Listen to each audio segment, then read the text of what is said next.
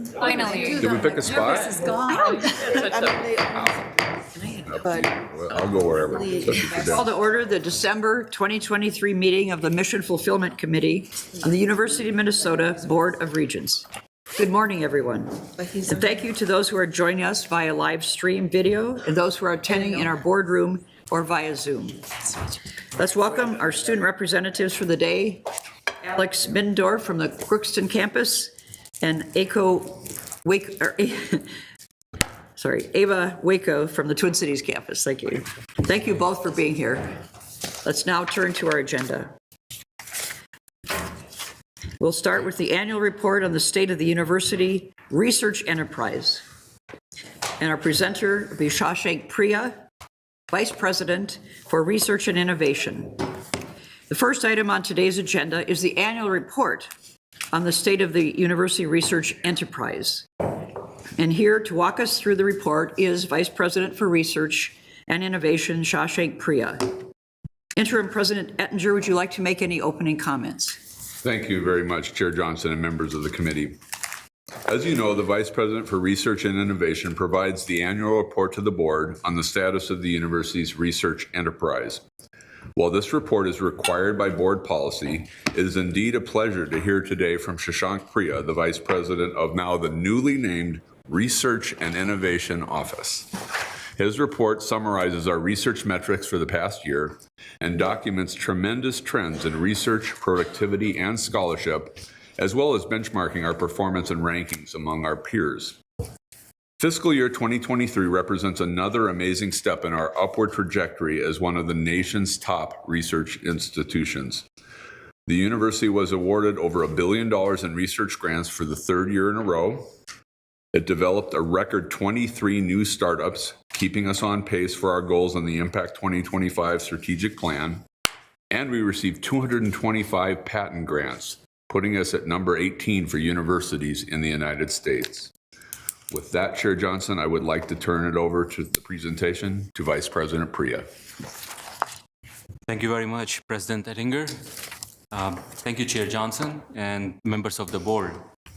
It is a great honor to present this report to you today about the university's research, enterprise, and the technology commercialization.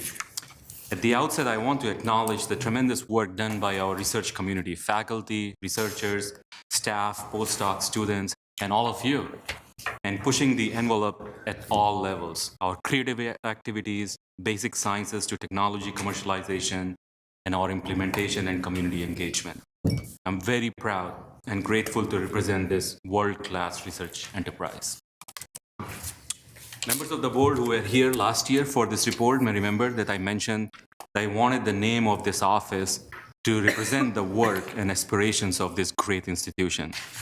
This past year, we did our research and received extensive consultation from inside and outside the university on this idea. We arrived at a new name that reflects the growing importance of innovation and culture of entrepreneurialism I have seen since I came to Minnesota. So a week ago, the Office of the Vice President for Research became the Research and Innovation Office, or RIO. And I'm very proud to represent the university as its first Vice President for Research and Innovation. As the members of board know, that I am very fond of summarizing the main points up front. The university's research enterprise is strong, and our work is providing real-world impacts. We are meeting the research goals set out by Impact 2025, our strategic plan, and in some metrics, we are exceeding the targets. Our work in bringing technologies from the lab to the market is globally recognized. Through a planning workshop that we call Research 2030, we have created a framework for accelerating the growth of our enterprise, and I will talk to you about this more today. Although this report is largely about our success story, and I'll continue to point out a lot of great achievements that we have made, but in the same time, I will also point out some critical infrastructural needs that we must start to address in order to sustain our productivity.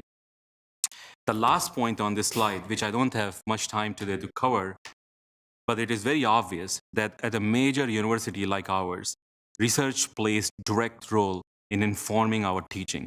whether it's engineering or robotics or social sciences or design and planning, our faculty continue to incorporate most recent advancements and developments in their classroom curriculum. Students get the opportunity to work on the most cutting-edge equipments and systems. So our research directly feeds into preparing a well-trained workforce. That is what our Minnesota-based companies are looking for. Next, I'll turn our attention to the MPAC 2025 research metrics. On this slide, you can see in the first box of our commitment 2, we are on target for the sponsored research levels, which I will return in a bit and describe more. Our awards remain over $1 billion, and we have also risen year over year in the NSF HEART survey rankings. As you remember, we were 14th last year, and we have risen to 12th this year, with a goal of returning to top 10 by 2025. In the second box, you'll see we are on target for creating a startup companies, 23 startups this year, with a goal of 25 in the year 2025. And we also saw an increase in the research sponsored by the business and industry, a significant increase since 2020. On the next slide are some important measures that I will mostly leave for the board to review. But in the third row, you see another set of rankings in addition to the NSF HEART I mentioned before. This one for US News and World Report and the Shanghai ARWU ranking. And Shanghai is a ranking that we pay quite a bit of attention because it ranks us as compared to our international peers. Regarding this last row, I want to emphasize that we remain on track in a number of multidisciplinary research grants that we receive. Actually, we continue to strengthen and increase the number of multidisciplinary grants, and this is a strength that is making us rise in all these rankings. Thank you. On the next slide, we have some measures related to invention and disclosures, which are one way to measure progresses in these very important areas of research. The two that we continue to monitor, one is related to medtech and health sciences, and the other related to food, ag tech, and natural resources. We are on par in one of them, roughly about 210 disclosures as compared to 239 baseline, but a lot of medtech and health-related disclosures have been affected by pandemics, and we can discuss this later. But in the other metric, which is food and ag tech and natural resource, using a lot of our extension and outdoor activities, we have seen significant rise. Next, I'll shift our attention towards the state of the research enterprise. And one of the ways we measure this is by the awards that we receive from external sponsors. Please note our fiscal year runs from July 1, 2022 to June 30, 2023. So these are the awards that we receive in that period. On this slide, you can see that we have increased as compared to last year and received a total of $1.13 billion in external research award. This is the second largest sponsored award total in our history. This wheel is ordered clockwise according to the funding amount. And as you can see that NSF and NIH remain two of our largest federal funding sources. And we were up in both of these funding agencies. We were also up in our business and industry awards that we received. One of the points I'd like to make again on this slide, just like I did last year, that Department of Defense, DoD, continues to remain a smaller fraction of our total research enterprise. And this is an area I'm very eager to address, and I'll present to you some progress that we have made this year. On this next slide is the distribution of our external funding as a function of our colleges and campuses. The three colleges that I want to highlight today in our report is medical school, the College of Science and Engineering, and the School of Public Health. And they had significant rise in their funding. Medical and health science related department comprise the 61% of total awards received, and they continue to play a dominant role in our campus. Overall, we have a very healthy distribution of research across our institution. And of course, we can do more with the talent and geography that we have. But as I will point out later, that there are some limitations which are starting to hit, and we need to handle both the things at the same time, increase the funding but also address the infrastructural challenges.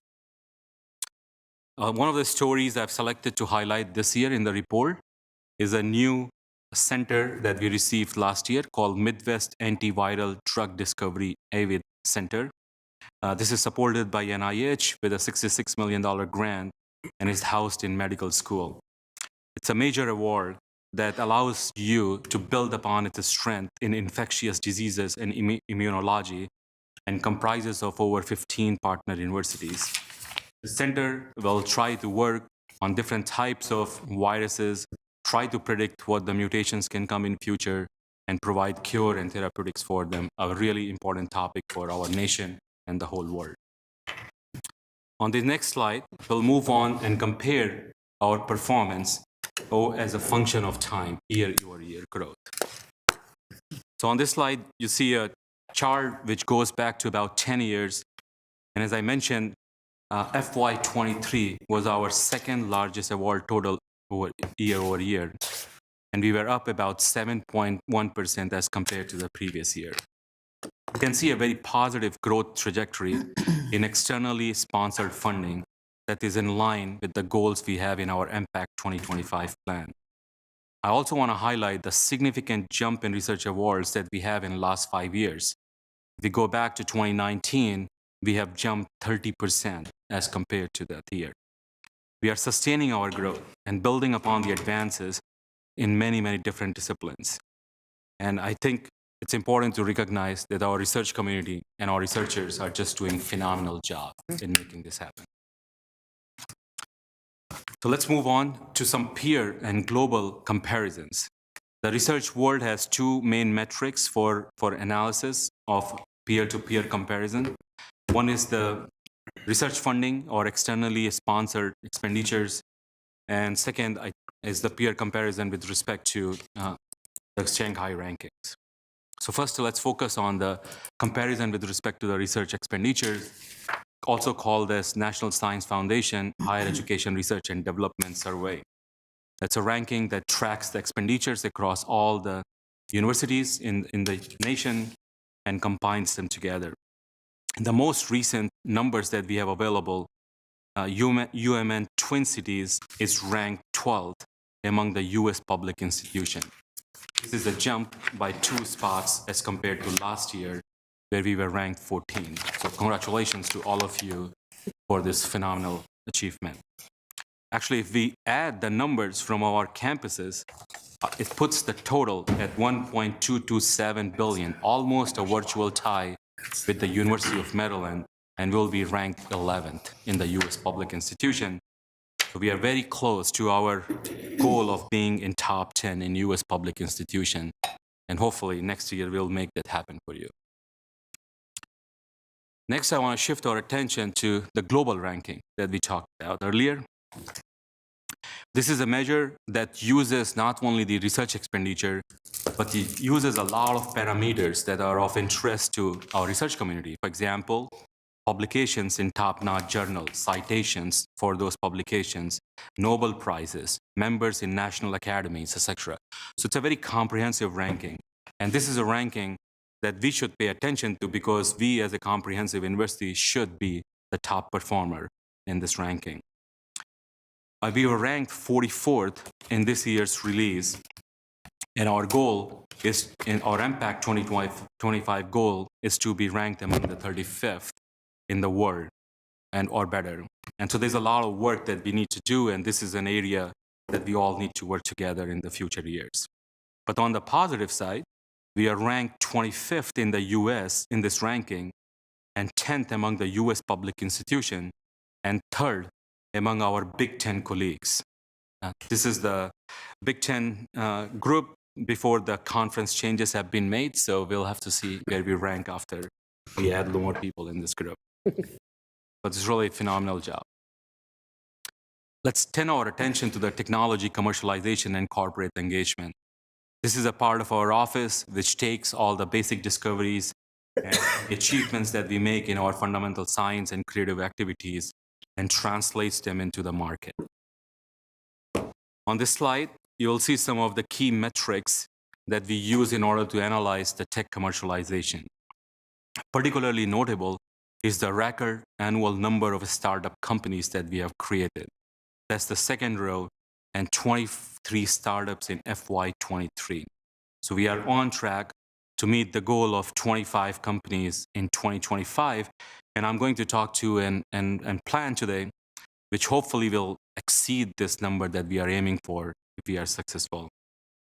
With the invention and disclosures and patents awarded, the bottom two rows, you can see that we have a very, very strong pipeline of research and substantial impact to make in the marketplace. Actually, we have over 30 plus companies on the path to be launched in our startup pipeline. And this is what our new program hopefully will allow us to do.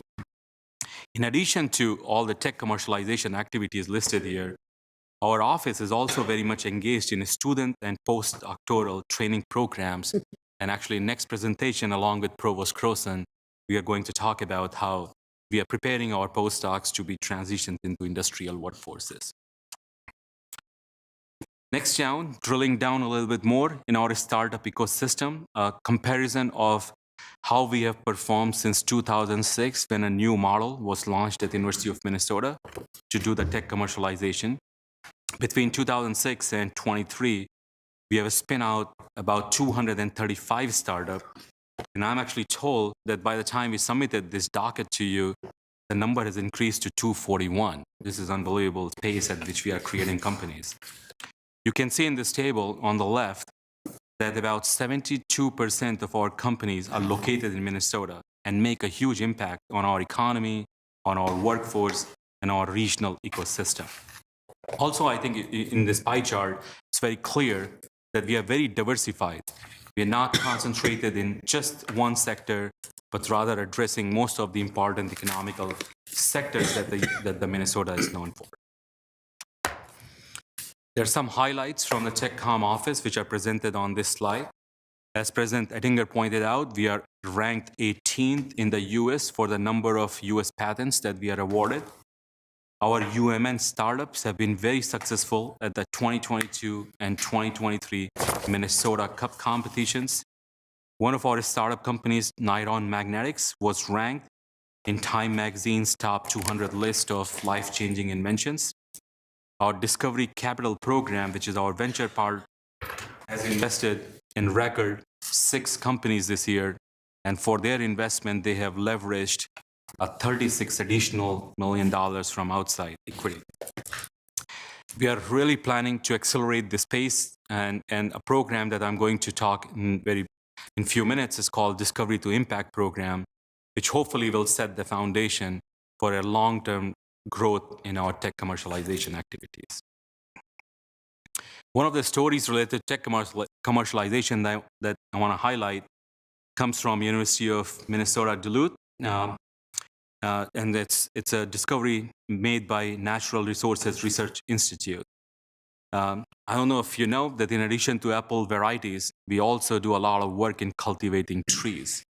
And last year, we launched the Innova tree, a poplar tree that grows at a phenomenal rate, about 8 feet annually.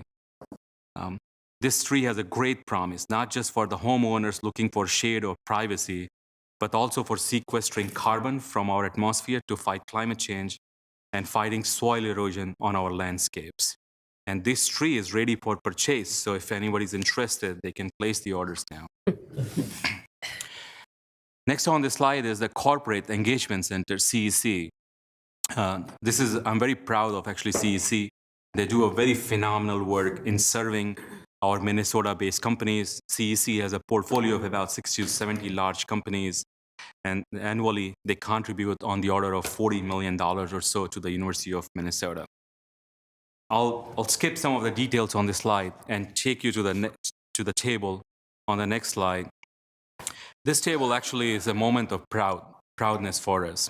I don't know if you know, but we rank regularly among the top in the Big 10 peers for the corporate giving.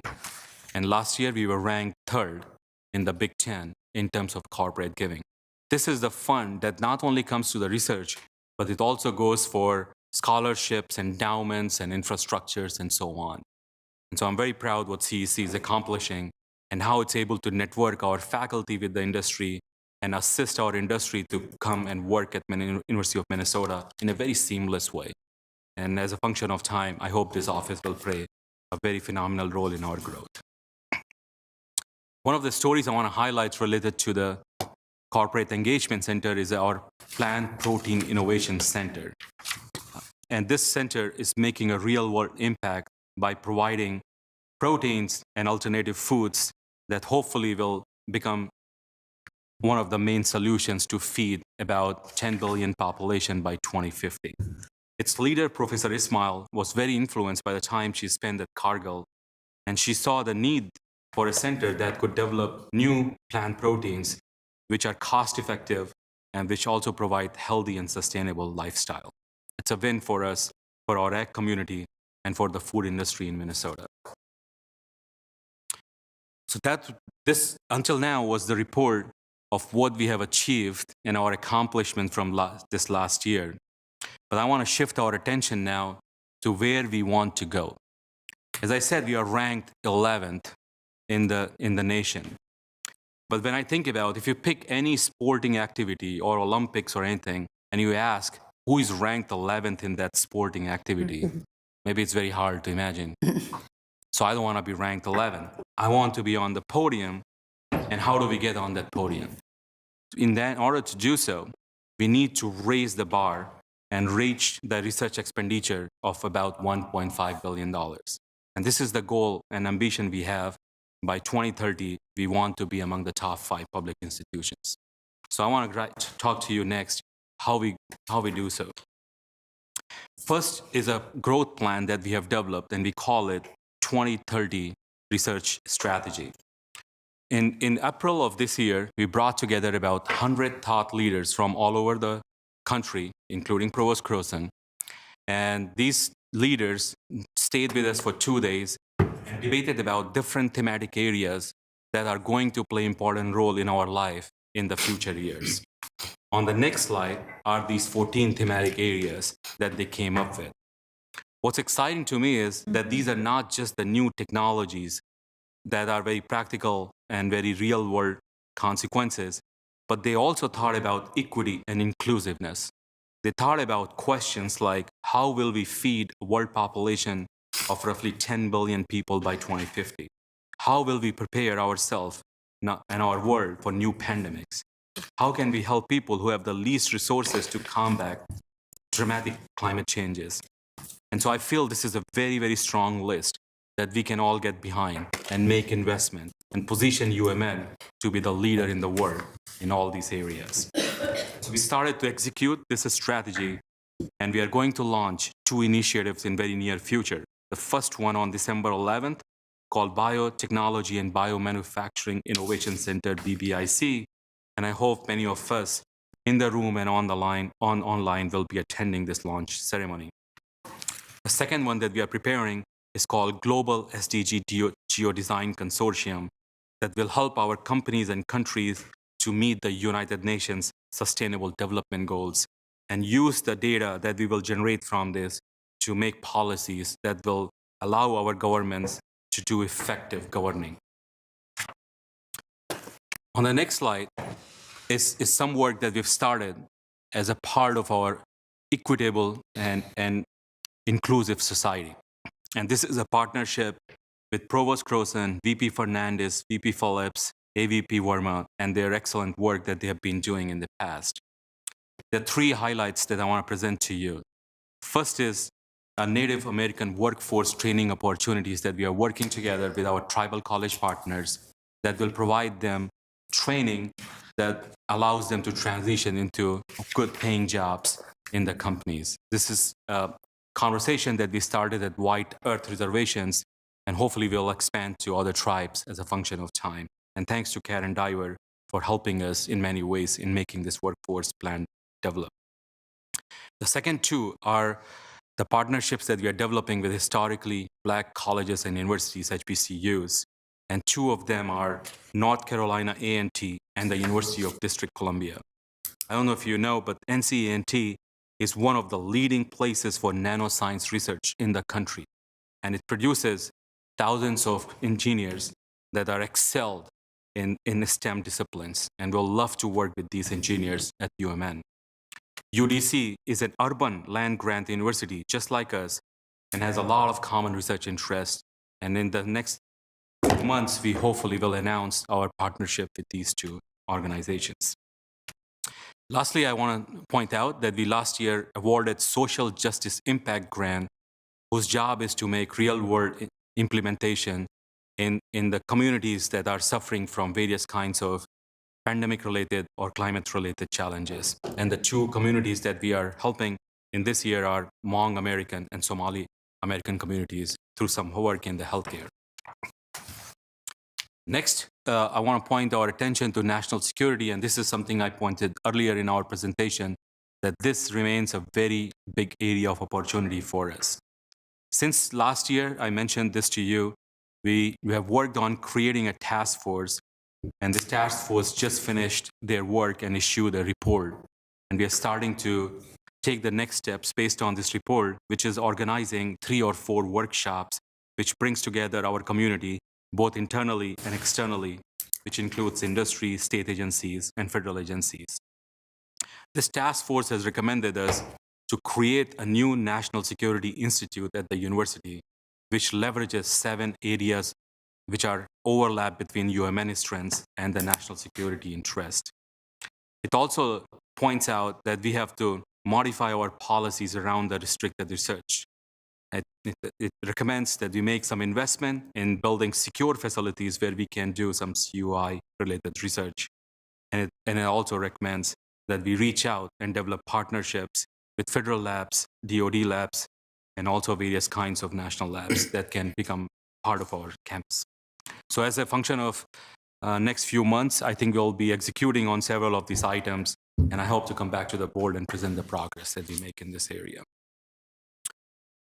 Next is a Discovery to Impact program that we just announced in our partnership with the University of Minnesota Foundation. This is a program which is a very large ambition to maximize the number of startups and the translational research that we do on our campus. This program will raise funds in order to address end-to-end creation of pipeline for lab-based technologies to reach the marketplace. It will prepare the young students and postdocs, help them in a system, educate them so that they can take their creative ideas to the next level, provide them resources to do so, and provide them networking that they need in order to continue to sustain on that pathway. We're very excited about this, and we hope that if we are successful in our effort, we will create the venture funds that will make investments in our huge pipeline of companies and raise the bar from not just 25 companies by 2025, but hopefully reach the goal of about 35 to 45 companies in years 2030 and beyond. Lastly, I want to bring our attention back to the research infrastructure. So we are on the track of growth, and as I pointed out, we have grown very phenomenally since our 2019 at the rate of about 30%. But at the same time, there has been a decrease of roughly about 7.6% in our FTE that support the research activity on the campus. We have very large increase in the federal compliance mandate and national security mandate. So the government has continued to impose new policies that we have to monitor and serve. And so these two things are contradictory, that we can continue to grow, but there are resources that are being decreased. And this is something that we all will have to work together and create new ideas and create new way of partnering with our companies and state and federal agencies, such that we can strengthen not only the growth in the research, but also strengthen the infrastructure and the people that serve our community to make them successful. One of the highlights on this slide is a committee that last year I told you that I will form, called Faculty Burden Reduction Committee. And we were able to launch this committee under the leadership of Professor Carolyn Fairbanks. And this has done a phenomenal work in identifying some process efficiencies in our system. And we have started to execute on these recommendations. So I think this will help us to not only reduce the burden that our faculty and staff face, but also accelerate the progress on many different items that the research needs to do. So finally, I want to summarize where we are. I've pointed out to you many initiatives that we are working on, and there are a few more listed on this slide. But the one item that I want to bring to your attention is in the orange box. We are planning to consolidate our research and innovation office at one location and make a Rio headquarters. So actually starting April 2024, if all goes well, our research office will be in McNamara on 2nd and 4th floor. And I hope board members, when you are here, you'll have a chance to stop by at the 2nd or 4th floor and meet the staff of our Rio. And we'll look forward to engaging with you more through this process. And the second item on this slide, which I think is really important, is called FREF. This is a research funding that we provide to our campuses, such as Crookston and Morris and Duluth and Rochester.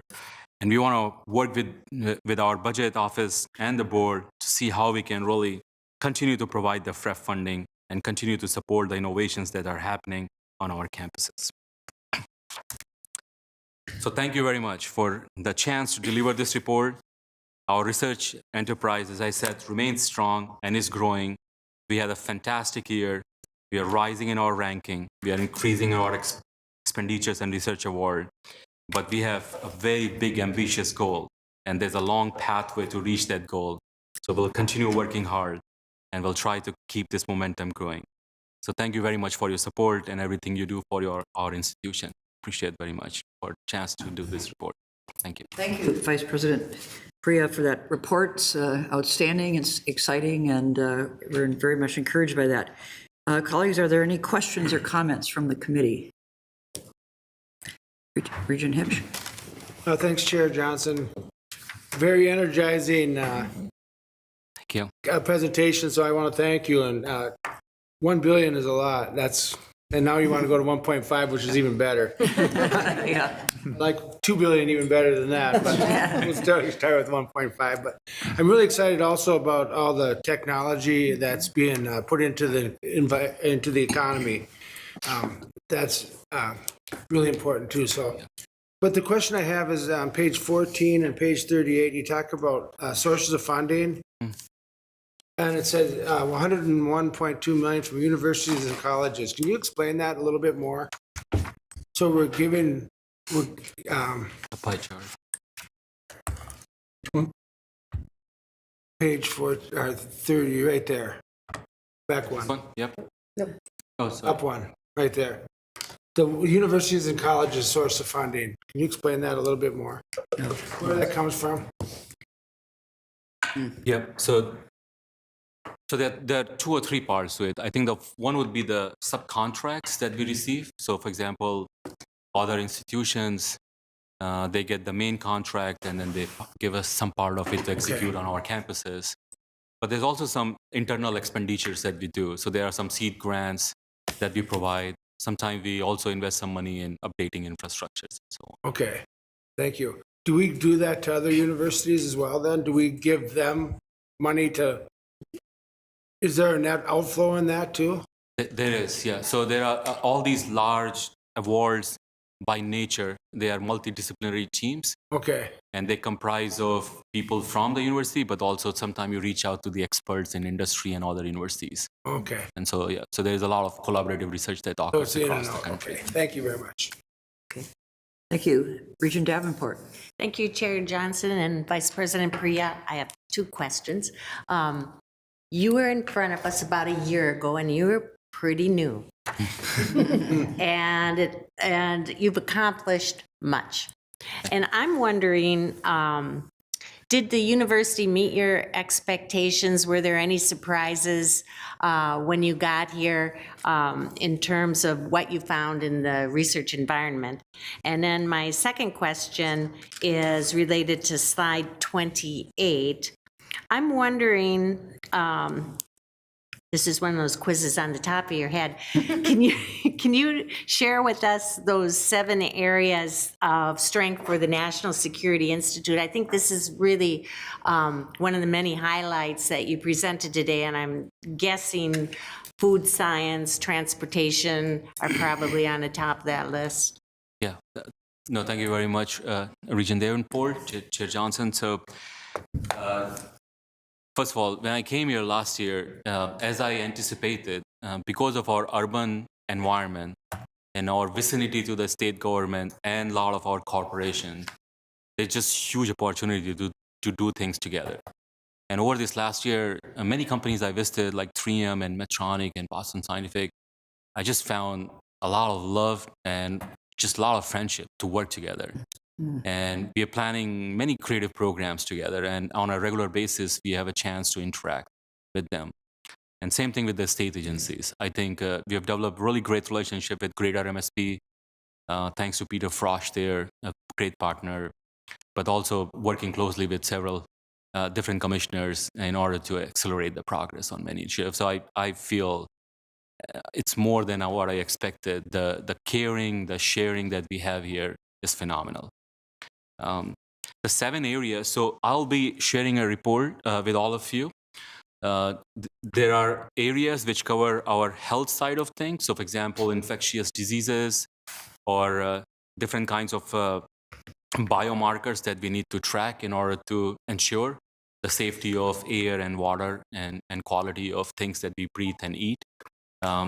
There's food security related topics, but there are aerospace related stuff. So for example, our university is one of the strongest in the world in geospatial science.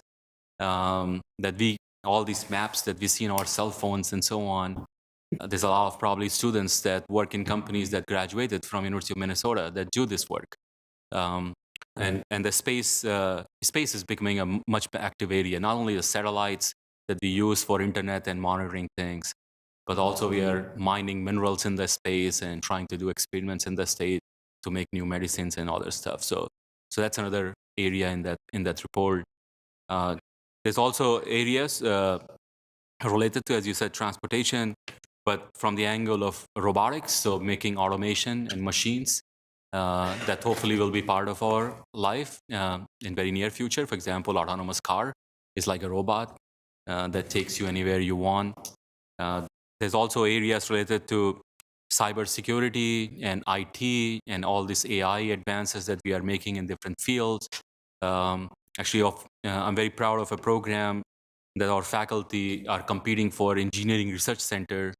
And under that program, they're trying to actually develop next version of AI, which works very much like our brain, that you can process data, store data, just like a human brain. So it'll be a phenomenal improvement on how we create these softwares. So you're not limited to the data, but rather you are expanding the scope of the software to predict things and think and imagine things.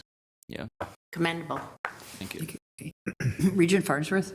Thank you, Chair Johnson, and thank you, Vice President Priya, for spending some time with us today and for the presentation. 3 things that stuck out to me. One, I believe it is slide 20, but it's a different page number. And anyways, the slide about the new fast-growing tree variety. That stuck out to me only because I do work in the city of St. Paul in communities, and we have a big problem with emerald ash borer. And I'm just interested in having some follow-up conversation about this tree because there's a big thing going on with the forestry department, and it's been difficult. But it never occurred to me that there could be a solution like this that would really benefit municipalities like the city of St. Paul. And obviously, St. Paul's not the only one. Not the only urban place dealing with emerald ash borer and the results of that with climate and landscaping. The second thing that I wanted to mention that's definitely within our research enterprise and is something that Regent Turner and I got some experience with this summer that I think is just so important is our work with Driven to Discover and the Research on a Stick with the county fairs and the Minnesota State Fair. I think both Regent Turner and I could talk about that at length and how meaningful that is. And I know that is nestled within our research enterprise, and it's something that you in your office supports. But I know there's some interest in need for more stabilizing financial support for those initiatives. And I had the chance to review both the annual report from the State Fair and the annual report from the County Fair that just Research on a Stick produces. And I think those reports are very interesting. And that's just something that as I was looking through docket materials and preparing for this presentation, have been thinking about and wanted to put a plug in for, because I think for all the obvious reasons, public relations, recruitment, relationship building, those initiatives within our research enterprise are just so critical. And I'm hoping we can find some stabilizing financial support for Research on a Stick. The third thing, and we sort of touched on this towards the end of the presentation and seen Congresswoman McCollum in the picture here on the slide about national security and the national security research that we are involved in, which Regent Davenport just touched on, which I think is critical and a really strong area that we're leading in. It's just thinking about what kind of government relations investments we're making into that work. It's probably more of a conversation for the Special Committee on University Relations, but just wanting to make sure that we are making the investments to continue to support that growth in that area. And I know we are very lucky to have Congresswoman McCollum in the position that she's in Congress to be able to support us continuing to lead on this national security work and other federal related research opportunities. But that's something that I've been thinking about during this presentation. So overall, thank you, and thank you for the physical copy of the annual report and this other handout we got here as well. These are really helpful resources to have coming up to the legislative session, I think, for us, and just in a lot of other spaces too, to be able to have quick reference material like this. So that is it, Chair Johnson. Thank you. Chair Johnson, Regent Farnsworth, thank you very much for all those comments. And I agree with everything. And I also want to echo your sentiment about Congresswoman McCollum. She's been really great supporter, great partner, and just does a lot of great things for University of Minnesota. I recently just had the chance to attend the event she organized at Metro State University about workforce development, and she brought leaders from Indiana at NSC Crane and ARI, and we had a really engaging conversation about how we can motivate and encourage our young kids to pursue career in national security. And I think we have a big role to play at the University of Minnesota, along with St. Thomas and Metro State University, so we can all team up together and provide that pathway. So and in O3, so Rolf Weber, director of NRI, tells me that because these trees grow so fast, they are porous. So they're almost like membranes, and they can store a lot of things. So they can store carbon, but they can store many other things. So there's a lot of potential about how we can utilize it for not only soil erosion and carbon sequestration, but many other ways in which we can get these roots to interact with soil nutrients and other things. So it's very exciting. Thank you. Thank you. Regent Tad Johnson. Thank you, Madam Chair, and thank you for excellent presentation, Vice President. And just a couple of things. Wanted to commend you for your work on workforce development with the tribal colleges and the historically Black colleges, and then also with the social justice work you've been doing.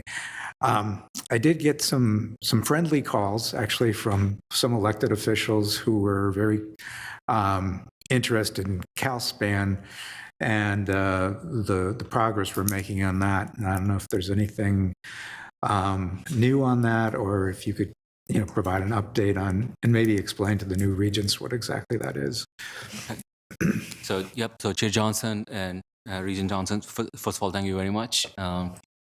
And yeah, we are equally very excited about these partnerships we are developing with our HBCUs, with our communities, and also tribal colleges. And I hope to really advance and accelerate the progress that we make on these initiatives.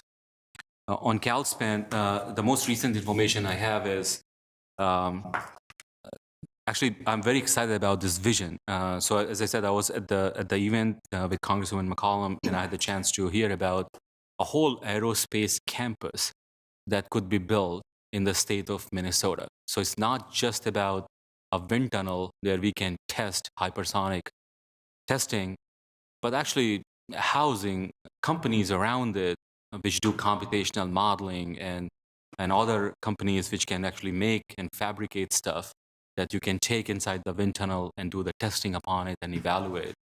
So I think the vision and the plans that we have for really developing almost an enterprise here for aerospace companies is just phenomenal. I think it will be an opportunity for universities, for companies, for many other economical sectors who will be vendors and suppliers in this ecosystem, and will be transformative. So I think university will play its role by providing resources and land and so on that we need, but I think there is a much bigger outcome that we are anticipating from this. Yeah, it's very exciting. Thank you, Mr. Vice President. Madam Chair. Representative Waco. Thank you, Chair Johnson, Vice President Priya. I was looking at the same slide that Regent Hips was looking at with a lot of the rewards given to the university, and I was seeing how like unproportionately NIH has given pretty much half of our funds are from NIH. And throughout this whole conversation, we've been talking about a lot of technology and science, and probably me being biased, being a computer science major, I was wondering why is NIH so giving so much funding, and why is NSF proportionally not even equivalent to NIH? Yeah. Chair Johnson, Regent Walkers, yeah, it's a very, very good observation. So, I mean, we are very good health science school, so medical school, dentistry, pharmacy, vet med, etc. So many, and these faculties are able to compete and win different kinds of grants from the health science related agencies. Actually, even if you take the whole federal investment and R&D, a major part of that federal R&D investment is in health sciences. So NIH is actually a significant larger agency compared to NSF in total funding. So it's expected that stronger health science schools will have a major fraction of funding from NIH-related agencies. And that list I was giving you, where we are ranked 11th, if you look at the top 5 schools, number 1 to number 5 there, they actually get even larger fraction of health science funding, and that's why they are ranked a little bit higher. So we have more scope actually to go there. With regards to National Science Foundation, we have more opportunity. As I said, we have a lot of talent, as you pointed out, in computer science, in developing AI, machine learning, software tools. So, but also a lot of other engineering disciplines and sciences. So I think there's a lot of scope, and this is where our office collaborates and works with our researchers to seed new initiatives, create new centers or institute, provide funding for various kinds of equipments and tools and infrastructure. And hopefully this seeding allows them to generate initial data that makes the competitive proposal for future funding cycle. And yeah, it's a very, very tough competition. I used to work at NSF for a couple of years, and funding rates are in the 5 and 10% rate. So it takes quite of effort to get in that funding category. So we'll continue to mentor and coach and provide resources to our talented faculty to accelerate this progress. Awesome, thank you. Thank you. Thanks. We have 3 more Regent comments, and then we'll move to the next agenda. Regent Turner. Vice President Priya, first of all, I want to put in another plug for, what is it, Research on a Stick? Is that what is it? Okay. Yep. All right, we went to 2 different county fairs, and that is a huge advertisement in all of those communities for the U of M. So any way that we can keep that going and make it, expand it, would be, I'll go to every single one of those county fairs and listen to every single presentation. It's fascinating. The other question I had about what are the questions and who are you doing your research on, like as far as the Hmong American and the Somali American communities? Is it here within the metro, or is it throughout the state, or are you asking more global questions? What exactly are your questions? And then just to offer that I do have, as far as the Somali American, at least in the metro area and a little bit statewide, connections, if it's helpful, as chair of Israel, that since 2018. So I'm just curious as to what you're researching. Mike. Can I ask him? Ask him. We can go offline. if So you- real-time feedback. Yeah. But first of all, thanks so much on the Research on Stick program. We will continue to collaborate and do whatever we can to enhance their presence at various fairs. On the Social Justice Reward program, so actually after this meeting, I'll see if I can share the proposals with you, Regent Turner, because I had conversations in the past with you, and I want to say this publicly. I really want to access your knowledge in helping our research faculty who are developing medical tools and devices, and seek your feedback on how we can really make this much more applicable in the healthcare environment. And so we'll host lab tours for you, and hopefully you'll have a chance to provide some feedback and comments to our researchers. So I just received feedback from Dan that these awards are mostly in our metro community, and they will work with selected communities. But we'll share the proposal with you because they provide much more details about what type of challenges, whether these are mental challenges or psychological challenges or economical challenges because of the pandemic-related resource crunch. What are the challenges that these surveys and interviews identified, and then the solutions that came out from these conversations? I appreciate that. Thank you. Regent Kenyanya. Thank you, Madam Chair, Vice President Priya. That exchange that they had there, any good question Regent Farnsworth ever asked, I whispered to him too in the same way. We do that all the time. Really appreciate the presentation, and you kind of gave me a preview, when we spoke over there. But I mean, I won't highlight everything that stood out, but I mean, 1 billion, that's a big number, and Regent Hipsch is committed to helping us get to 1.5, and that's great. And two. That is a big check. That matters, right? And we know how that affects rankings, and that in turn helps you get more. But that's not the end. I mean, that's a means, right? I mean, we're not just trying to get the number up to get the number up. It's to do the cryogenic organ preservation and the InnovaTree and these actual innovations. And the conversation on research on a stick, I mean, that's kind of where I was headed in how we get this message across. We talk about this with a lot of stuff, about marketing and telling our story. Research, I've come to appreciate. I feel like every time we talk about it, I get it more than I did. I'm like, I didn't get it, but now I do. And then next time I'm going to feel the same way. It sounds like some of our key partners get it. Were we number 3 in corporate donations in the Big Ten? You talked about your relationships with our federal representatives, the state. You talked about your visits. So some of our key partners get it, but just the public at large, right? I don't know if people look at the innovations in their lives, the medicines in their lives, and tie that back to maybe not necessarily our institution, but a institution of higher education. As I was thinking about this question, I was thinking about when I was in 6th grade, my dad had his open heart surgery.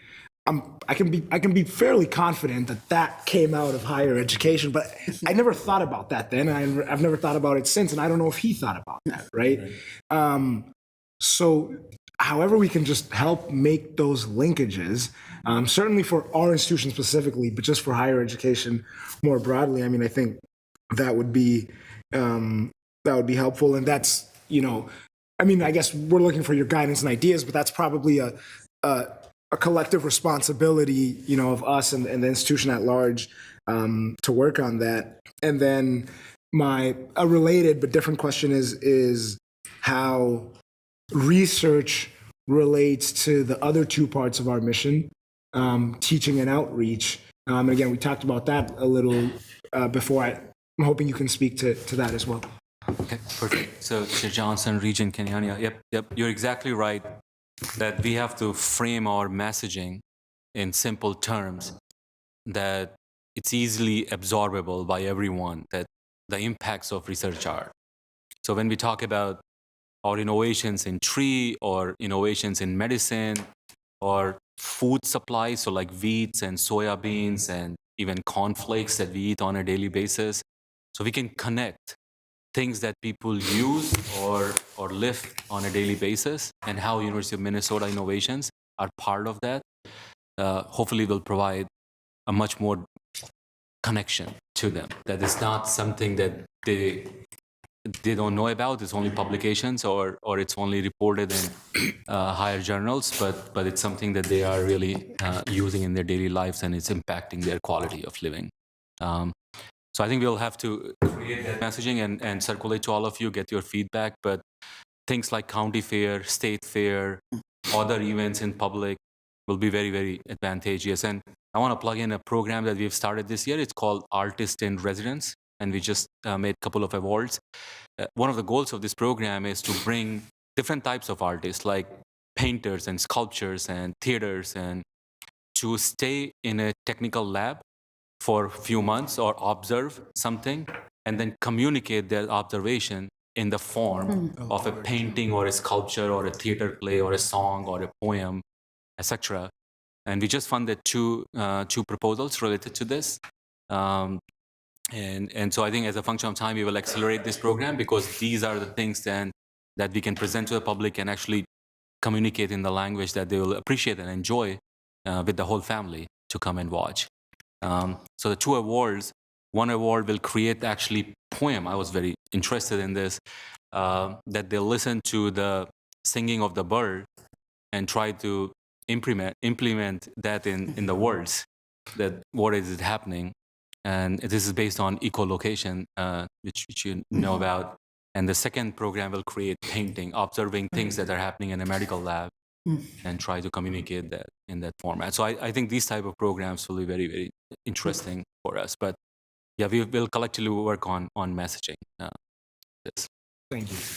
Thank you. And finally, Regent Urabi. Thank you, Chair Johnson, and Vice President Priya. Thank you for a great presentation. I too am a big fan of research, being a person who's worked in community, and I think I've utilized so much research and been in partnership here with the university, and whether it's on health, education, any of those issues. And so I really feel like it's just a tremendous resource for the state, not just for researchers who are interested, but for those who are out in community doing good work, how important it is. So just echoing that sentiment of making sure that the rest of our Minnesotans understand the importance of this university's research capabilities, but also the research that is done here and how it can be helpful in their work. I had a specific question about the rankings. Both to your point about how it feels like the other campuses in our system, the amount of research is quite small. And then when I look at the rankings and you look at the UC system and how many of their campuses are in the top ranks, I'm curious what your approaches to really supporting our whole system and making sure that we actually can increase that amount. And as we think about infrastructure, what is needed to make sure that we have those opportunities to make sure that Twin Cities is great. We know the infrastructure is here and there's so much more opportunities, but what is it that we might do across the system to kind of increase that? And they may not get on these rankings, but we'd like to see those numbers grow too. So any thoughts on that? Thank you very much, Regent Chair Johnson. So there are two comments I would like to make. First, with respect to our campuses, we have so much potential. I mean, they have just unique assets in their region. For example, I was at Crookston and just fascinated by the amount of agricultural research that can be done there on many different crop varieties and genetically engineered for different climate conditions and so on. And just phenomenal teacher-student connection. So very talented kids there.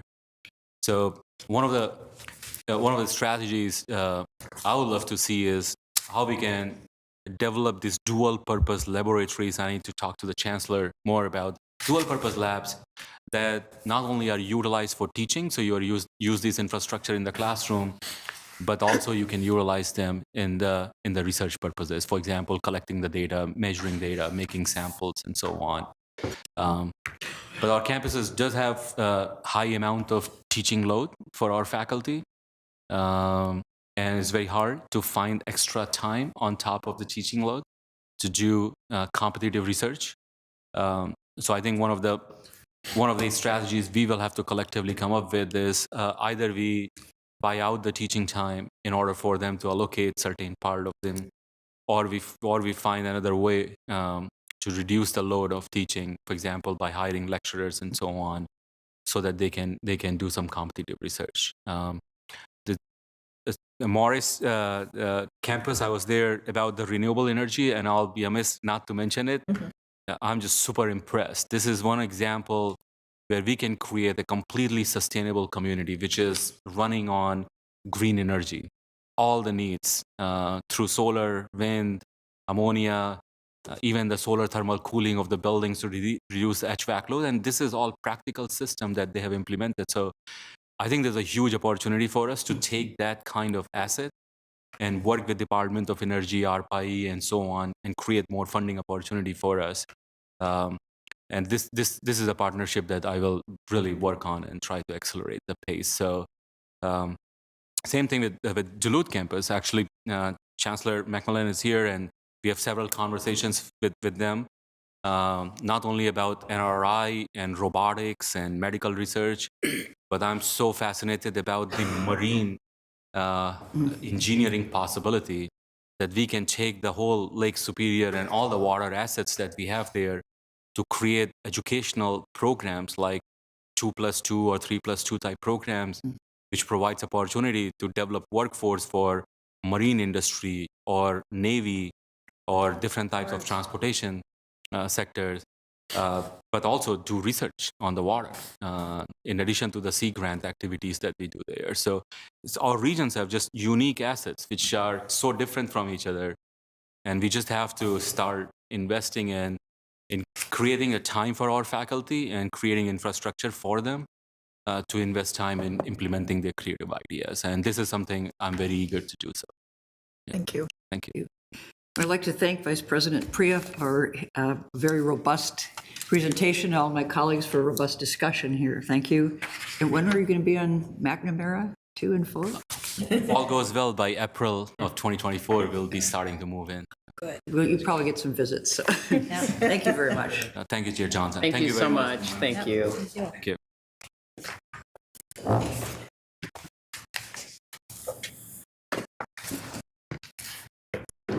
He's coming back.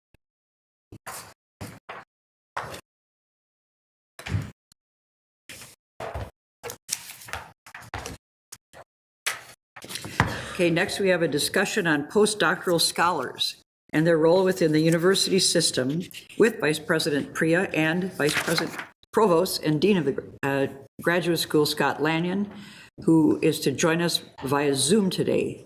Provost Croson, would you like to start us off? Thank you, Chair Johnson, Vice Chair Kenyanya, and members of the committee. Our next presentation to the committee will center on postdoctoral scholars. We typically present an update on PhD and research master's students to the board every other year. But in my memory and in our archives, we have never presented on postdoctoral scholars. Since this was an off year for graduate students, we felt this would be a good opportunity to correct that omission. As you'll see, postdoctoral scholars, or postdocs, are key contributors to the mission of the University of Minnesota, and especially our research mission, but also our teaching mission through the mentoring of PhD and undergraduate students in research activities. Joining me for this presentation once again is Vice President for Research and Innovation, Shashank Priya, along with Scott Lanyon, our Vice Provost and Dean for Graduate Education, who's joining remotely. Scott's currently in Chicago with the Council of Graduate Schools, where he serves in a leadership role. Together, it's our hope that we can inform the committee about postdocs here at the university, have some conversation about the unique role that they play, and how we can better support them in their own career development and aspirations. So So the Impact 2025 system-wide strategic plan calls for the university to increase high-impact discovery and scholarship by advancing career outcomes for graduate students and postdocs. Specifically, this plan aims to increase the percentage of these individuals employed in positions that use their degree. So what is a postdoc exactly? As the name may imply, postdocs are recent recipients of a doctoral degree or equivalent who are engaged in a temporary and defined period of mentored advanced training to advance the professional skills and especially the research independence that they need in order to pursue their chosen path. Postdocs are most commonly found in STEM fields, but they can also be found in areas like linguistics or public policy or some other social science fields like psychology. So to speak more directly about what postdocs do, both as trainees and as employees, I'm going to turn it over to Vice President Priya. Thank you, Provost Croson and Chair Johnson. So I want to start by mentioning that my own personal best time in research was when I was a postdoc. You just finish your PhD and you are feeling really great about your life and you start this professional career. As a postdoc, one has the opportunity not only work on the project that they are funded to work on, but they also have the chance to participate in various activities that prepares them to become an independent researcher. This involves participation in writing research proposals along with their advisors, teaching courses, mentoring graduate students and undergraduate students, co-organizing conferences and workshops, and also supporting the buildup of lab infrastructure. Usually the primary advisors for the postdocs will provide a few % of their time, which is not funded through research grants, to engage in these career development activities. So a postdoc overall provides many services to an institution. They lead high caliber research projects. They do a lot of innovative scientific projects. They contribute in writing white papers and proposals. They assist in teaching courses, assist in mentoring students, and various other support services for the institution. And a top-tier research institution like ours is expected to have a very high number of postdocs. On this next slide, I want to emphasize again the postdocs' important contributions to the innovations and research of our university. As an example, University of Minnesota's mechanical engineering postdoc, Zong-Soo Han, works in Professor John Bischoff's lab as a part of a major NSF-supported center called ATP Bio.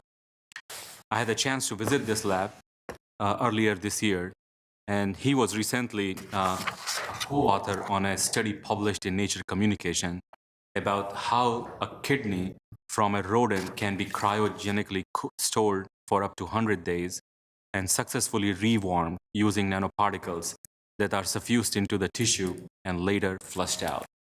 This is high-impact research, changing lives. So postdocs advance these kind of projects, and they are also leading task implementers on many large center-level grants. As mentors, they play even a larger role in mentoring the early stage of the studies, guiding undergraduate and graduate students towards their degree or certification or the research credits. All this feeds into their own career development to become an independent researcher so that they one day, can, like their advisor, can generate research funding, can mentor students, can teach at both undergraduate and graduate level, can participate in outreach activities, network with academia, industry, and government, and they can attain the confidence to walk out as an independent advisor. On the next slide, we want to point out some of the numbers at the University of Minnesota for the postdoc community. There are roughly 725 postdoctoral scholars at the U, and 80% of the postdocs are located in 4 Twin Cities colleges, as shown on this slide. This distribution correlates with the funding received from external sources that I showed you earlier. So an interesting area for this new office focused on postdoc will be to actually work with our nearby industries and the foundations in the metro area and the state of Minnesota to create new pathways and new funding opportunities for our faculty to create more postdoc positions. And why is that? Because companies, I think, they have shorter timeline to finish their projects. For example, you want to do some applied project that needs to be finished in 1 or 2 years.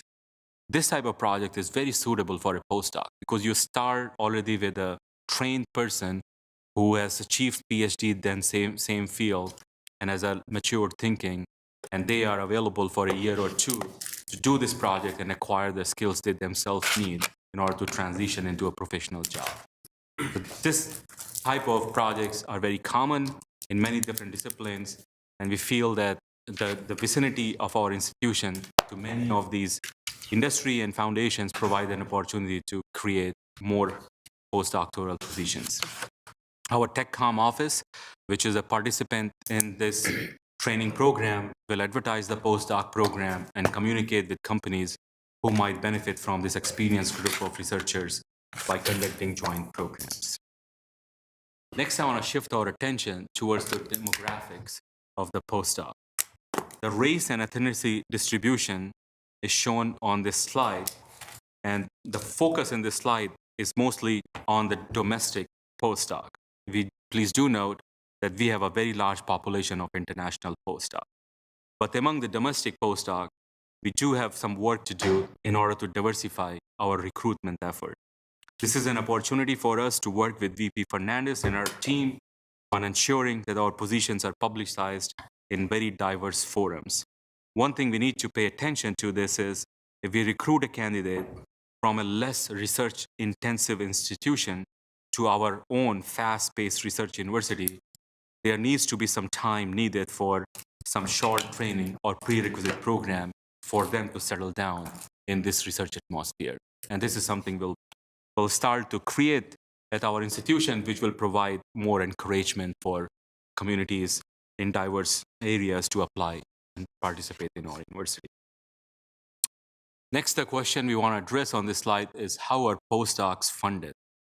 Majority of our postdocs are funded by external research grants awarded to our faculty.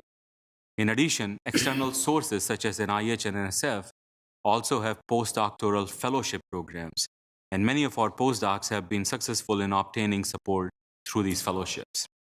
Increasingly, our academic colleges are including funding for postdoctoral scholars in the startup packages for the new faculty. This is primarily in the STEM disciplines because a postdoc in the team accelerates the development of a competitive research program for a new faculty. It helps the faculty acquire equipments, install equipments, build a lab, and apply for research grants sooner.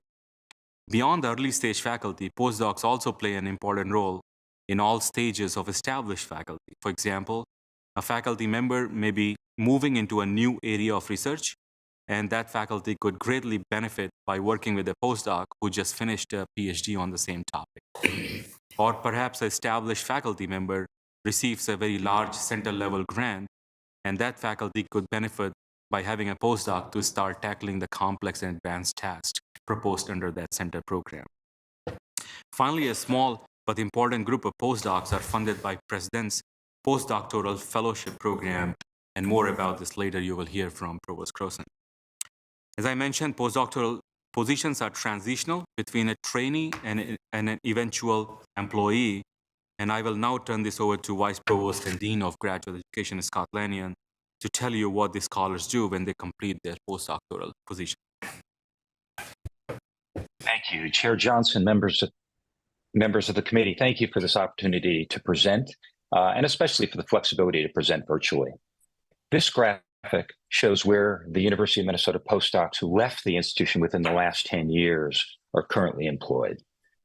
We are able to gather information for 2,298 of the 3,021 postdocs produced during that time period. And as with our graduate training program, the impact of the University of Minnesota's postdoctoral training extends globally, with 602 of our postdoc alumni from the last 10 years working outside of the US. This represents about a quarter of the postdoc alumni we produced during that time period. Next slide, please. But of course, the majority are here in the United States. 1,686 of our recent postdoc alumni for whom we have information are working in the US, with at least one postdoc alumnus in every US state. But of course, the largest impact is in the state of Minnesota, with about a quarter, 24% of our postdoc alumni employed here. Many of these have been hired by the University of Minnesota as researchers and faculty, but a significant number work outside of academia. Next slide. In fact, only a little over half of our postdoc alumni from the last 10 years are employed in academia. 37% have careers in industry. In Minnesota, many of our most postdoc alumni work for employers such as 3M, Medtronic, Cargill, and the Mayo Clinic. Now, the university actually is doing an excellent job of exposing our postdoctoral scholars to the possibility of pursuing these non-academic careers. 20% or more of our university postdocs who actually completed a survey recently reported that over the course of their postdoctoral training, they became more interested in pursuing careers in government, nonprofit organizations, private industry, or even starting their own business, more interested than they were when they started their postdoc. So we really have helped them to broaden their career aspirations. Next slide. So as was mentioned earlier in this presentation, postdoctoral scholars are in a transition stage from being a trainee to being an employee. Their time at the university is primarily focused on gaining additional technical skills and knowledge, and our postdocs report that the institution is doing a good job in this regard. As you can see on this slide, more than 85% of the survey respondents were satisfied with their mentoring, knowledge gained, and so on. But their training needs to go beyond this. It's not just about technical expertise in their discipline. Next slide. We're really talking about preparing our postdocs for a diverse set of careers, as I just mentioned. And to be successful, they need additional skills that likely weren't part of either their PhD training or their current training in the lab where they have their appointment.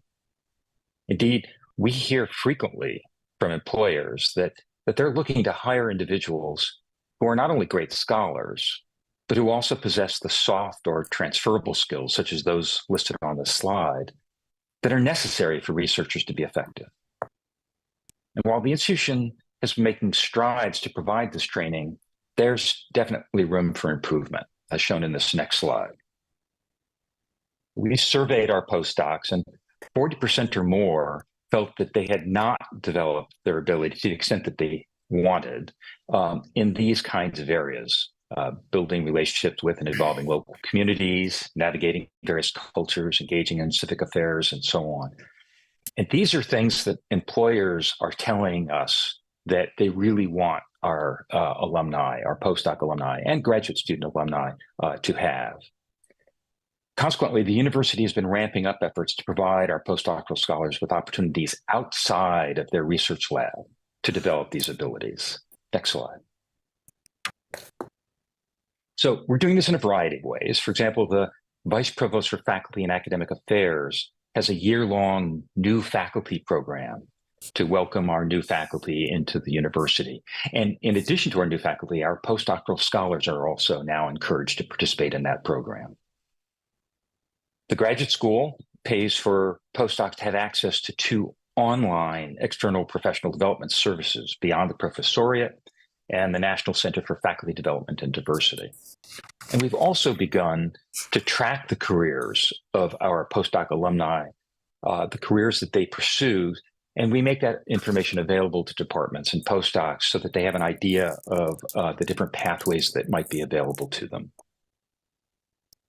We also conduct a variety of professional development workshops for postdocs, and I've listed a few here on this slide. However, to meet the needs of our postdoctoral scholars, we have just created an Office of Postdoctoral Initiatives and are in the process of hiring someone to expand these offerings. Just remember that the faculty who supervise postdocs are really most able to prepare those postdocs for career as faculty members. That's what our faculty know best. Therefore, This new office will focus primarily on providing postdoctoral scholars with opportunities to learn skills necessary to work outside of academia. For example, Vice President Priya mentioned in his response to Regent Kenyanya's question earlier that it's critical that we as an institution do a better job of communicating our research to the public. Well, postdocs need that, develop that skill themselves to advance their careers, whether they're in academia or in industry or any other career path. Therefore, the Office of Postdoctoral Initiatives will develop workshops to help postdocs learn how to communicate their complex technical expertise to non-technical audiences, a skill that they're unlikely to develop in their research lab setting. However, for some skills that we think postdocs need to acquire, we're going to want to involve partners outside of the university. And to talk about this part of the office's work, I'll turn the presentation back over to Vice President Priya. Thank you very much, VP Lanyon. So it's as pointed out by Dean and VP Lanyon that in many ways it's a great that 37% of our postdocs at the University of Minnesota end up working for industry and many of our corporations around us, because these are talented people that we bring from all over the world, and we train them and mentor them, and hopefully we expect them to stay in Minnesota and continue to serve our state. So it's a great way to transition talented people into our citizens and into our society. In fact, we would like to see this number increase, and this is an excellent pipeline that we can build in order to prepare a lot of our companies that we think about as a startup and mid-size and small, and provide opportunity for them to hire these highly skilled individuals and grow their own enterprise. Thus, the Office of Postdoctoral Initiatives is planning to partner with our technology commercialization team to expose postdocs to careers in small, mid, and large-sized companies, provide them networking opportunities, provide them mentoring on how to develop disclosures, how to write the patents, involve them in learning about the startup process, how to do the customer discovery, and create exchange programs and internships, among other activities. So this unique combination of mentoring and training of postdocs for both academia, which will be provided by the grad school, and the TechCom office providing the mentoring and training for industry. This, I think, is a very unique set of combination in the nation. Not many universities have thought about creating an office in this way. And so we are excited that we will be partnering and creating much more stronger partnership with our ecosystem in the state of Minnesota. Next, I'll turn it to the Provost Croson to talk about the PPFP program and other possibilities. Wonderful, thank you. So in addition to the university's typical postdoc opportunities, which we've heard about up till now, in partnership with my office, the Office of Equity and Diversity also offers a program called the President's Postdoctoral Fellowship Program, or PPFP. This is part of a larger national program that includes the University of California system, the University of Michigan, the University of Colorado, the University of Maryland, and Carnegie Mellon University, as well as us. And there are two aspects of this program that differentiate it from a traditional postdoc. The first is the disciplines that are covered. As you'll see in a few slides, because these postdocs are centrally funded, rather than primarily grant-funded, PPFP postdocs come from a wide variety of disciplines, not mostly focused in the STEM fields. The second difference is the end game for these individuals. So for traditional postdocs, the expectation is that once they complete their training, they leave the university for other institutions or for industry. For the PPFP program, the goal is explicitly to transition these individuals into faculty jobs here at the university. So this program offers research fellowships that prioritize faculty mentoring, professional development, and industry networking opportunities. We focus our recruitment on individuals from underserved communities, and PPFP postdocs are able to focus on advancing their own scholarship. Mentoring is a really critical part of this program. So PPFP embraces a cohort model that fosters community and reduces isolation for individuals from underserved communities. It provides socialization to the faculty role and to the institution. It addresses systemic barriers and values and rewards inclusive excellence. As you can see, we have significantly increased the size of our cohort since I arrived in spring 2020, fall 21. And Vice President Ramirez-Fernandez and I are intending to further grow this program to a cohort of approximately 30 per year over the next 3 years. I'll add this is a highly competitive program. So in 2022, we received 264 applications and hired 18 postdocs from that pool. Since we joined the program, the University of Minnesota has consistently attracted large numbers of highly qualified applicants from prestigious and peer institutions, including NYU and Michigan and Cornell and Berkeley and many other places. To date, the University of Minnesota either has hosted or will host 60 has hosted or is hosting 60 PPFP postdocs across 8 colleges, including in units that don't traditionally host postdocs, like College of Education Human Development, College of Liberal Arts, and the Humphrey School. So far, 10 postdocs who have finished our PPFP program are now University of Minnesota tenure-track faculty members, and 13 others have joined the faculty of other institutions. I will say these individuals, when they complete their postdoc, are very competitive on their job market, and we hope to be able to continue this ratio of approximately half our PPFP fellows, us able to lure them to stay here, especially as we expand our program.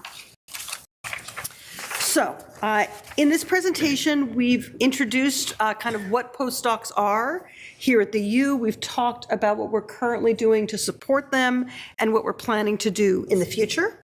As we launch into our discussion, as is our practice, we wanted to highlight some questions for the committee that we would especially value your input on. One is, how can we better identify opportunities for employment for postdocs, especially in industry? We love the fact that many of these postdocs go into academia, but maybe many stay in industry, especially here in Minnesota, and we would love any insights you might have about how we can continue and accelerate that. And second, how we can engage industry to further support postdocs while they're here. So mentoring programs, having them be welcomed, tours of the campuses, other types of things that we could do to ensure that the postdocs are successful when they leave. So Chair Johnson, this concludes our presentation, and we are all happy to answer these or any other questions. Thank you, Provost Croson, Vice Provost Lanyon, and Vice President Priya. So Regents, we can now turn to our discussion of these topics, and we'll start with Regent Davenport. Thank you, Chair Johnson and presenters. I'm very enthusiastic about this, and I can be enthusiastic about a lot of things, but I tested this. I took the link to the packet when it came out and shared it with 3 individuals who had top postdoc positions, not here in Minnesota, and there was a multiplier effect on the materials for today's presentation. And so they were shared as well. And the feedback that I got, because that's what I was looking for, was overwhelmingly supportive and wishing that this would have been available to them as postdocs. And you answered my question, Vice President Priya, because I wondered if this was a new initiative or if it was just formalized, but it sounds like it's new, but I'm guessing we've done a lot of these practices in maybe a fragmented way. But the piece that was especially intriguing to these folks was the piece about jobs outside of higher ed, because through graduate school they were so focused on becoming a professor, and when one of them did not, they had no clue what to do. And I could only suppose feelings of inadequacy and self-esteem and all sorts of things that go along with that. So I just commend you on this. It's not just for postdocs. I think you probably have elements of this within the whole graduate experience. But thank you. Chair Marion always talks about best practices. This is certainly a best practices, and I think that it may already be being highlighted in other parts of the country, whether we're ready for that or not. Planted the seeds. Okay. Regent Verhalen. Thank you. And watching this presentation, there's a lot of really interesting ideas that went into this and a lot of really thoughtful approaches. One of the things that strikes me is this first question of how we can better identify opportunities, especially in industry. And, you know, I came up as an engineer, chemical engineer, and one of the requirements for an ABET accredited engineering program is to have an industry advisory board, that they have to have that as part of their accreditation to keep that. And thinking about how, even when I was a student and now being on the other side, knowing how faculty interacts with them and how their curriculum interacts with the industry advisory board, thinking about those in different colleges and thinking about those in different programs that are developing doctoral students and thinking about where can those postdocs fit in industry might be something worth further exploring. And I know the Swenson College of Science and Engineering has done a really good job engaging the community in northern Minnesota, especially around that, to try and keep those students who have gravitated to that campus already for a lot of reasons, trying to keep them in that area, that geographic area as well. So thinking through that and how that might interplay with this at the college level or even the program level may make some sense. Yeah. Chair Johnson, Regent Verhalen, I think that's a great idea. Of course, many of our departments and colleges have advisory committees, and I wouldn't want to interfere with the relationships they've already built. But one thing that your comment suggests to me is maybe this new Office of Postdoctoral Initiatives might itself have an advisory committee, right? And that could kind of guide postdoc education and training across all of the disciplines, because we want to be inclusive with this office. We don't want to just be, just be engineering or just be medicine or just be natural science, right? It's supposed to serve all the postdocs, but I love that idea. And if I may just follow up really briefly, Provost Croson, I think the other piece of that is identifying what industries, what companies already sit on advisory committees or advisory boards across all of the campuses to make sure we're not over-exhausting any particular company or missing any particular company across all of our campuses, but thinking about it from a holistic standpoint. You know, everyone goes to the resources that they know and the resources they have and the graduates that they've sent in different areas, but sometimes there may be some additional opportunities in leveraging multiples using a specific industry or a specific college and saying, okay, how can we think about this cross-functionally? Because that cross-functional practice is becoming so important in industry as well. Yeah, great. If I can, Chair Johnson and Regent Verhalen and Provost Croson, if I can add to it, just to build on that third idea, that our TechCom office does a lot of regular events with the industry, so kind of networking sessions, but also sometimes they have some pitch competitions for startup. It'll be nice once we can get this office running to send out emails to the postdoc community that we are having these kind of networking events, and these events are attended by large number of companies and small, big, medium, so on. And they can come, hopefully they can exchange some cards and so on, build some connections, and then do a follow-on based upon their technical expertise and interest and so on. So we also have some coaching and mentoring programs, for example, our MinCore or iCore and so on. And under that program, there will be instructions that could be provided to postdocs, which includes connections to the local industries. So I think once the office is running, I think they will start to get both sides of the coin, the academia side, which is about building their career as a professor and so on, but also building your career in different parts of the industrial ecosystem, including the startup ecosystem. Any other comments or questions?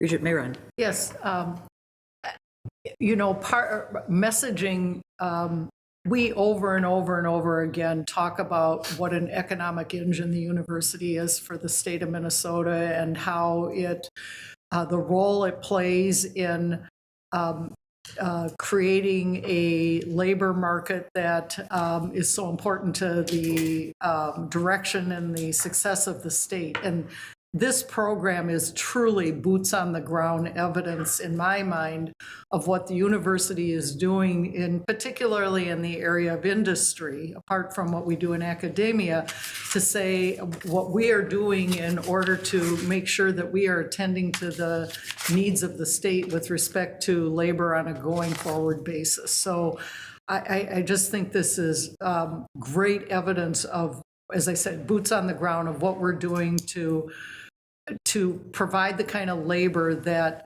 the state needs, in addition to what we may do within the field of academia. So this is very impressive. Thank you very much. Okay. Yep. So Chair Johnson, Regent Mayron, you're exactly right. I mean, this is facilitating, as I said, the transfer of talented people from all over the world and providing them opportunity to come and settle down in Minnesota and become part of our workforce in our society. And I think this will increase the quality of workforce, but also the quality of living in our states. So thank you. Thank you. Thanks for these presentations. Colleagues, we have about 20 or 25 minutes left. Can we proceed without a break and get this done before lunch? Okay, great. Thank you. Thank you very much.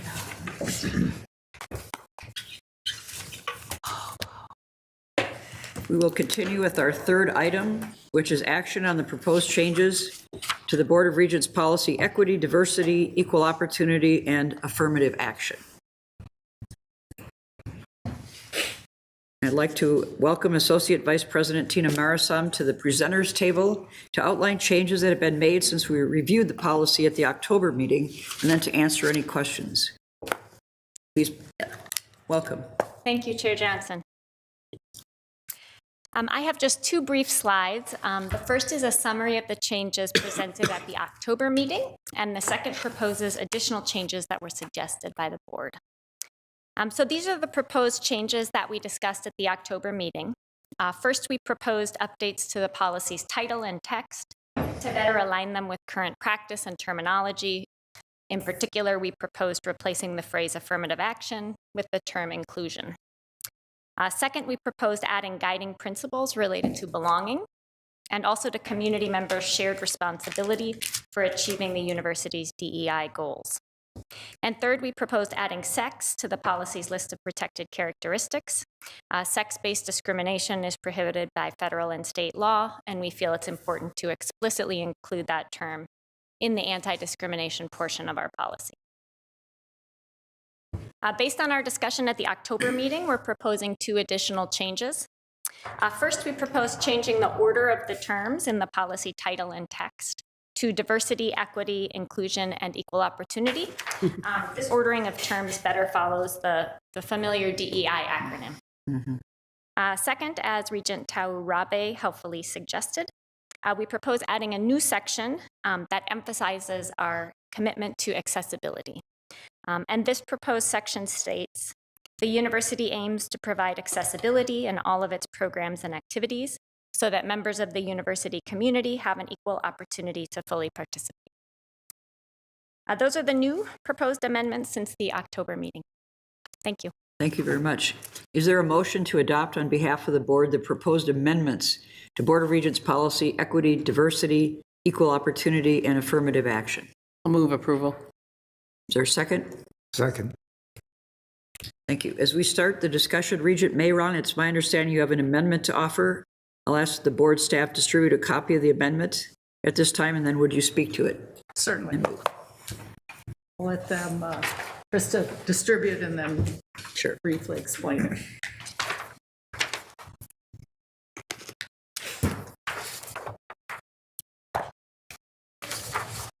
Thank you.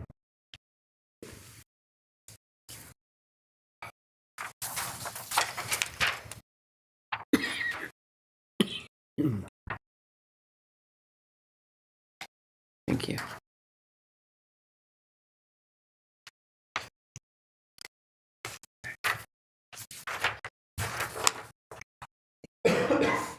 While Krista is distributing it, do you want me to make a motion on my amendment first and then explain it, or explain it first and then make a motion on the amendment? Why don't you explain it first? All right, okay. So if the,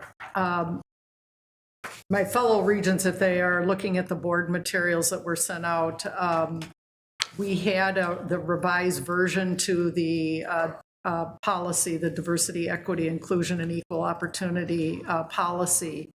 And what I wanted to bring to our attention and then add to that revised policy language is the language showing in section 2 under implementation, section B. And what it simply does is add the phrase, which is highlighted in yellow, and equal opportunity. So if you look at the other sections under implementation, sections A through C, you will see that we use that phraseology of diversity, equity, inclusion, and equal opportunity throughout the other subsections of section 2. And I thought for consistency, we should be adding that language in, because I think it's equally important to what we're laying out in subsection B, to also state that we are establishing and nurturing an environment for faculty, staff, students, and visitors that actively acknowledges and values what we've already identified, but also acknowledges and values equal opportunity for everyone. So it was basically designed to make it consistent with the language we have put in place with this revised policy. That was the basis for my proposed amendment. Thank you, Regent Mayron. I think maybe this is why we have attorneys on the board. keep us consistent. So it's really just making sure that with the DEI, we put in equal opportunity so that it matches with the other documents we have, which certainly makes sense. You've made a motion then, is that right? So I will move the adoption of the amendment as provided to the regents here today. Under section 2, implementation, subsection B. Is there a second on the Mayron amendment? Second. Okay. Any discussion? Madam Chair? Okay. I would just ask Associate Vice President Marison if this is a friendly amendment or if it makes sense to you. Thank you, Chair Johnson, Regent Kenyanya. I support the amendment. Thank you. Okay, thank you. Is there any further discussion? Regent Verheugen. Just really briefly, I want to say thank you for being responsive to our discussion before and bringing this back to us. Mm-hmm. Okay, thank you. Great. All right, seeing no further discussions, all those in favor of the Mayron amendment, please say aye. Aye. All those opposed, say no. Motion is approved. Now, returning to the main motion, is there any further discussion on that? Okay. Seeing no, all those in favor of adopting on behalf of the board the proposed amendments to the Boards of Regents policy, equity, diversity, equal opportunity, and affirmative action as amended, please say aye. Aye. All those opposed say no. The motion is approved. And thank you, Associate Vice President Marsa. Thank you. Thank you very much. Okay, that brings us now to the consent agenda. Provost Croson, will you please provide a brief overview of the items in the consent report? Thank you, Chair Johnson and members of the committee. I'm pleased to present the consent report for your consideration, which includes 4 new academic programs, 5 academic programs that have requested changes, and 4 plans that are to be discontinued. I would especially like to draw your attention to the new esports management undergraduate minor being offered in the College of Education and Human Development. This program aims to allow students to learn the fundamental competencies of successful sports managers while exploring the rapidly changing world of competitive video gaming. which has disrupted the sports industry. 2 new courses will be developed for this emerging minor program, and I will add my thanks to our partners in University Athletics who were real advocates for this program. Additionally, the report includes the conferral of tenure for 4 new faculty positions. These include one of our university's newest deans, Dr. Melinda Pettigrew, who is the incoming dean from the School of Public Health, who will be joining us from Yale University. The consent report also includes a statutorily mandated report describing all fetal tissue research proposals submitted to the University of Minnesota's Fetal Tissue Research Committee or Institutional Review Board. Please note there were no new research requests involving access to donated human fetal tissue submitted to either of those boards in 2023. The final item in today's consent report is for the approval of museum accessioning and deaccessioning policies for the Weizmann Art Museum. The Board of Regents policy, accessioning and deaccessioning museum collections, requires each museum or gallery to develop, maintain, and periodically update their policies for accessioning and deaccessioning permanent collections. These policies and their amendments require board approval. The docket contains the proposed policy changes as well as a summary table, so you can see how the new policy differs from the existing policy. This consent report is presented with my and interim president's recommendation for approval, and I'm pleased to take any questions you might have. This concludes my remarks. Thank you. Is there anyone who'd like to ask a question, make a comment, or separate out any item? Regent Verhalen. Thank you. I just have one request. Can you very briefly explain again for our benefit the discontinuing of academic programs? Not the full dissertation, just the short summary so everyone is clear on how that actually ends up coming to us. Sure. So when academic programs are experiencing low enrollment, when often a new program is proposed that substitutes for a previous program, or when our consultation with industry or students suggests that there's no longer a strong demand for graduates of the program or demand for enrollment, then faculty may propose to discontinue a program. We are extremely careful to ensure that we teach out any student who is currently enrolled in the program.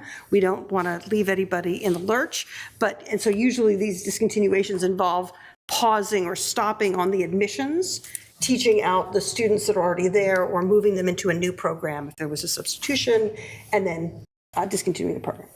Thank you. Yes. Thank you. Does that answer your question, Mr. Verhalen? Okay, It does, thank you. Any other questions or comments? Okay, seeing none, is there a motion to recommend approval of the consent report? So moved. Thank you. Is there a second? Second. Any further discussion? All those in favor, please say aye. Aye. Aye. All those opposed, say no. The motion is approved. Is there a, let's see.